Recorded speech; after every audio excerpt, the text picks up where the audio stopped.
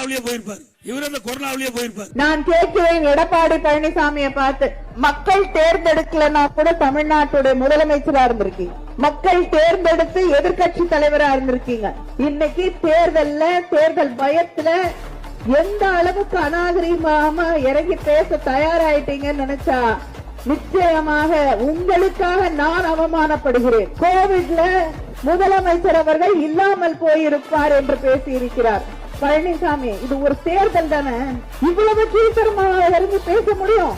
இது ஒரு தேர்தலுக்காக தமிழ்நாட்டுடைய முதலமைச்சரை, திராவிட முன்னேற்ற கழகத்தின் தலைவரை எப்படி இன்னொரு மனிதனை பார்த்து நீ இல்லாமல் போயிருப்பாய், கொரோனாவில் இல்லாம போயிருப்பான்னு சொல்லக்கூடிய அளவுக்கு கேவலமாக நீங்கள் இறங்கி விட்டீர்கள் என்று நினைத்து பார்க்கும் தமிழ்நாட்டு மக்கள் உங்களை தூக்கி எறியக்கூடிய நாள் நெருங்கி விட்டது.